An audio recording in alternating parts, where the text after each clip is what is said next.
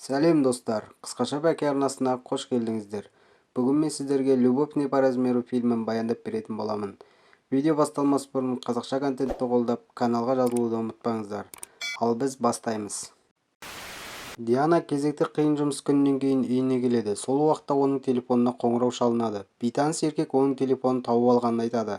Ол да Диана тамақтанған кафеде болған екен, және Диананың телефонын үстел үстіне ұмытып кеткенін көрген. Телефонын қайтарып беретін себеп қылып Диананы кездесуге шақырады. Қыз келіседі. Диананың бойын керемет сезім билейді, себебі бұл кездесу оның жаңа өмір бастауына себепші болуы мүмкін. Диана заңгер, және ол бұрынғы күйеуі Бруно Кастонимен бір кеңседе жұмыс жасайды. Олардың ажырасқанына 3 жыл болған, алайда Бруно әлі Дианадан бас тартқан емес. Диана өте сұлу, тартымды, бойы ұзын және жұмысында да табысты.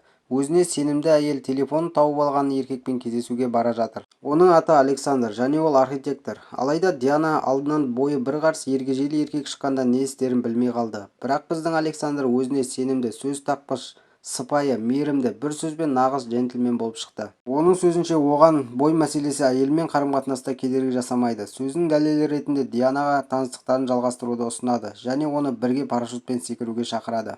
Не істерін білмеген Диана таңғалғаннан бұған келіседі. Александр таныстары арқылы тез арада парашютпен секіру үшін ұшақ тауып алады. Парашютпен екеуі бірге секіреді. Диана әуелде қорыққанымен жерге түскеннен кейін алған әсерінен бақыттан бас айналады. Енді Александрдың үйіндеміз. Оның үйінде өзінің сүйікті иті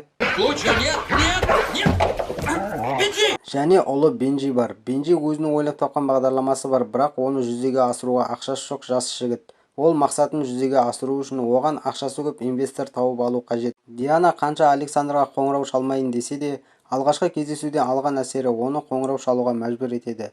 Александр осы уақытта жаңа опера залының жобасымен айналысып жатқан болатын. Ол қызды екінші кездесуге шақырады және біріншісінен кем түспейтініне уәде береді. Осы кезде Диананың көмекшісі Карали келеді.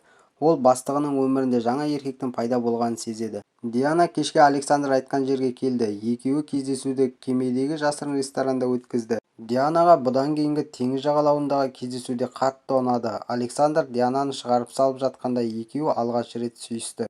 Осы тамаша сәттерде Диана жігітінің бойы бір қарс екенін ұмытып кеткендей. Бруно Дианадағы өзгерістерді байқайды және оның өмірінде жаңа еркек пайда болғанын сезеді. Диана бұрынғы күйеуіне ештеңе айтқысы келмейді. Бірақ бізде Карали бар. Ол Диананың бір еркекпен кездесіп жүргенін айтады. Бруно қызғаныштан оның кім екенін білгісі келеді.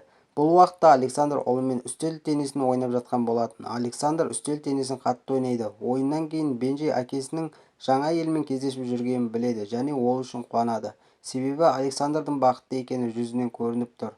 Александр қанша өзіне сенімді болғанымен Дианамен кездесудің алдында қобалжу үстінде. Диананы жұмысынан алып бара жатқанда оны Бруно көріп таңғалады. Ол өзінің бұрынғы сұлу әйелі мұндай ергежейлі еркектің қай жеріне қызыққанын түсінбей дал.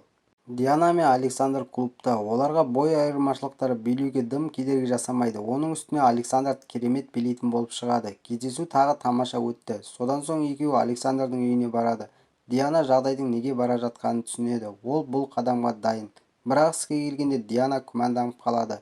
Осы сәтте Александр жағдайды өз қолына алып, оның күмәнін сейілтті. Александр таңменен жұмысқа кетті. Оның алдында Дианаға таңғы ас дайындап кеткен. Үстел басында Диана Бенжимен танысты. Олардың әңгімесі жарасты. Диана жұмысқа оралғаннан кейін оның жүйкесі сыр бере бастады. Оның себебі Александрмен кездесіп жүргенінде болуы мүмкін. Бруно Каралиге Диананың жігітін көргенін айтады. Аузында сөз тұрмайтын Карали мұны бірден Дианаға жеткізді. Диана мен Бруно ашық сөйлесті. Диананың ергежейлі еркекпен кездесетін бұрынғы күйеуінің санасы қабылдамайды. Адамдардың қисық пікірі, жағымсыз көзқарастары Диананың жүйкесіне тие бастады. Александрға да бойымен оңай емес. Оны көшеде бір еркек түйіп кетеді. Ол тіпті Александрды байқамай да қалған. Диана Александрға сыйлық жасамақшы болып кәдімгі киім дүкеніне барады, бірақ онан керекті өлшемді таппайды. Амалсыздан балалар дүкенінен жейде сатып алады. Оған ыңғайсыз, себебі сатушы жейдені кішкентай балаға сатып алып жатыр деп ойлап тұр. Бенжидің туған күні, әкесі оны аэропортқа шақырады. Бала соған саяхатқа жолдама сыйлайтын болар деп ойлап тұр. Алайда ол күткендей емес. Александр оған кезінде әкесі қалай арманын орындауға көмектескенін айтады. Және ол да солай істегісі келеді. Бұл аэропортта Бенджи армандап жолыға алмай жүрген инвестор ұшағын күтіп отыр. Александр ұлын әдейі шақырған, оған инвестормен кездесуге мүмкіндік беру үшін. Ұлы бұл мүмкіндікті пайдалана алды. Ол өзінің бағдарламасын инвесторға түсіндірді. Жоба инвестордың көңілінен шығып, Бенджимен кездесу бекітті. Бенджи кешкі аста болған жағдайды Дианаға айтып берді. Диана Александрға дүкеннен алған жейдесін сыйға тартты. Сыйлық алып үйренбеген Александр қатты ыңғайсызданды, бірақ сыйлықты қабылдады. Келесі кездесулерінде Александр Дианадан таныс туыстарының біреуімен де таныстырмай жүргенінің себебін сұрады. Диана жауаптан қашқақтағанымен Александрдың көңілі үшін ата-анасымен кездесу белгілеуіне тура келді. Олар сурет көрмесінде кездесті. Одан соң ресторанға барды. Осы кезде жан-жақтағылар Диана мен Александрдың сыртынан мысқылдап күліп отты. Оның үстіне Диананың мамасы Александрды ұнатпады. Сөз арасында қайта-қайта оның бойына килігі отты. Дианаға қиын. Достарының, туыстарының, жұмыстастарының, жалпы адамдардың көзқарасы оның жүйкесін жұқартты. Осының бәрін байқап жүрген Александр ашық сөйлесуге бел шешті. Диана онымен жүру оңай емес екенін айтып, әңгімені қысқа қайтарды. Осыдан соң Александр Короли және Бруномен танысуға келді. Александр көмекшісінің көңілінен шықты, ал Бруно оны тіпті басында байқамай да қалды. Не вовремя надо, мне плевать! Отвечай мне! Перестань! Сейчас же возьми, ответь мне, я отсюда не выйду, пока... Александрға Бруноның іс-әрекеттері мүлде ұнамады. Ол жол бойында тұрған Бруноға келіп, Диананың мазасын ала берсе, оның жағдайы мүшкіл болатынын ескертті. Еркектер ерегісіп тіпті жұдырықтаспақшы да болды. Алайда Бруно ергежейлімен төбелесуді өзіне ар санады. Бұдан кейін Александр Бруноны өзі ұйымдастырып жатқан кешке келуін сұрады. Осы арқылы Диана екеуінің қарым-қатынасына қарсы емес екенін көрсетуін бұйырды. Бұл уақытта Диана рөлде келе жатқан анасына өзінің болашағын Александрмен байланыстыратынын айтады. Мұны естіген анасы есіне танып қарсы жолға шығып кетеді.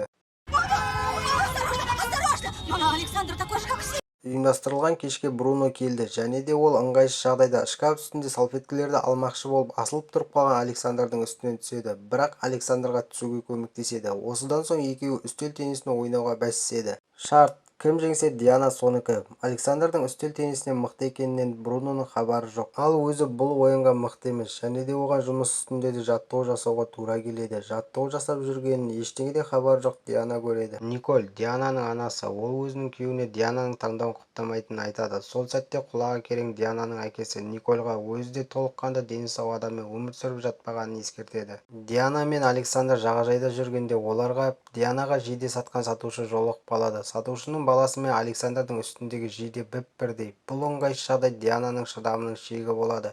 Үйге келген соң ол Александрмен қарым-қатынасын түбегейлі тоқтататын болып шешеді. Бірақ алыстағаннан кейін екеуі де бір-бірінсіз өмір сүре алмайтындарын түсінеді. Диана Александрмен жолыққысы келгенмен оған Бруно жол бермейді. Себебі ол әкесінің жүрегі жараланғанын қаламайды.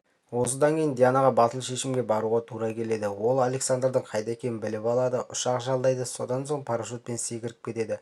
Мұндағы мақсаты Александрға онымен бірге болу үшін енді ештеңеден қорықпайтынын дәлелдеу. Жерге түскеннен кейін Александрдан кешірім сұрайды және оны шексіз сүйетінін мойындайды. Екеуі сүйіседі. Осымен болды достар. Егерде сенің бойың қысқа болса, Александрдан үлгі ал. Сонда сенде бәрі жақсы болады. Бойың ұзын болсын, қысқа болсын, осы видеоға лайк басып, комментарий қалдырып, каналға жазылып кет. Сонда менде бәрі жақсы болады. Көріскенше достар.